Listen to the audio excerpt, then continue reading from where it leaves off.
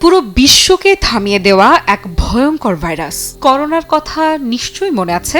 এত মৃত্যু, সেই সাথে ভয়ঙ্কর অর্থনৈতিক ধস দেখেছিল পুরো বিশ্ব যে সেই ভয়াবহ সংকট ভোলার কোনো প্রশ্নই নেই। তবে শোনা যাচ্ছে তার চেয়েও মারাত্মক সংকট অপেক্ষা করছে বিশ্বের জন্য। আর এই সংকটের বার্তা দিলেন রাশিয়ার প্রেসিডেন্ট ভ্লাদিমির পুতিন। কি সেই বার্তা, চলুন জানা যাক।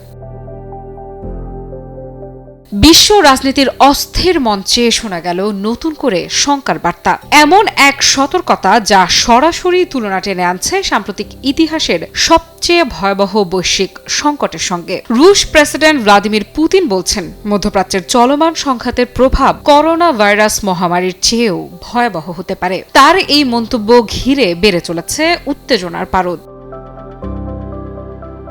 রাশিয়াতে ব্যবসায়িক নেতাদের সঙ্গে বৈঠকে পুতিন স্পষ্ট করে বলেন, এই সংঘাতের ভবিষ্যৎ কি তা কেউই নিশ্চিত করে বলতে পারছে না, কিন্তু এর অর্থনৈতিক ও সামাজিক অভিঘাত হতে পারে দীর্ঘস্থায়ী। করোনা ভাইরাস যেভাবে বিশ্ব অর্থনীতিকে থামিয়ে দিয়েছিল, সেই অভিজ্ঞতা এখনো তাজা। উৎপাদন বন্ধ, সরবরাহ ব্যাহত, কর্মসংস্থান সংকুচিত, সব মিলিয়ে এক বৈশ্বিক স্থবিরতা। এখন সেই একই ধরনের ঝুঁকি আবারও সামনে আসছে, তবে ভিন্ন রূপে।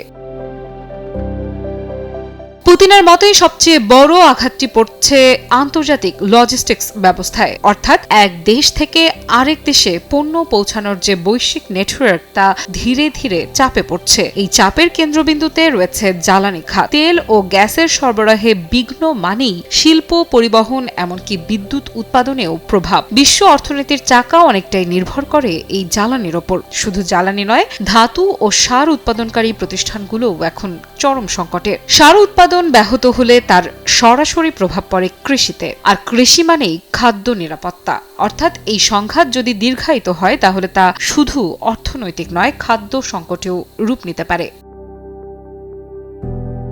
বিশ্ববাজারে এর প্রভাব ইতোমধ্যেই অনুভূত হতে শুরু করেছে। দাম বাড়ার আশঙ্কা তৈরি হয়েছে বিভিন্ন গুরুত্বপূর্ণ পণ্যে, যা শেষ পর্যন্ত গিয়ে চাপ সৃষ্টি করবে সাধারণ মানুষের দৈনন্দিন জীবনে। বিশেষজ্ঞদের অনেকেই এই পরিস্থিতির তুলনা করছেন করোনা মহামারীর সঙ্গে, কারণ তখন যেমন বিশ্বজুড়ে উন্নয়নের গতি হঠাৎ থেমে গিয়েছিল, এখনও তেমন একটি ঝুঁকি তৈরি হচ্ছে।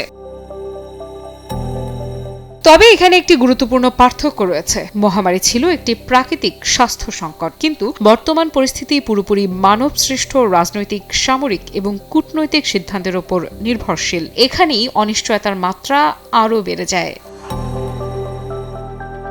কি বুঝলেন ভাই? অনলি যেটাই চাই। পুতিন নিজেও বলেছেন, এমনকি যারা সরাসরি এই সংঘাতের সঙ্গে জড়িত, তারাও শেষ পর্যন্ত কি ঘটবে তা নিশ্চিতভাবে জানেন না। এই অনিশ্চয়তা বিশ্ব রাজনীতির জন্য সবচেয়ে বড় হুমকি, কারণ বিনিয়োগ, উৎপাদন, বাণিজ্য সবকিছুই নির্ভর করে ভবিষ্যৎ সম্পর্কে একটি পরিষ্কার ধারণার উপর। যখন সেই ধারণাই অস্পষ্ট হয়ে যায়, তখন শুরু হয় অস্থিরতা।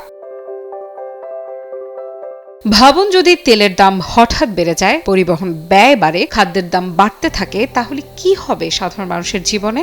বাড়বে জীবনযাত্রার খরচ, কমবে ক্রয় ক্ষমতা, আর তৈরি হবে এক ধরনের চাপ, যা ধীরে ধীরে সামাজিক অস্থিরতায় রূপ নিতে পারে। এবং এই প্রভাব কোনো একটি অঞ্চলে সীমাবদ্ধ থাকবে না।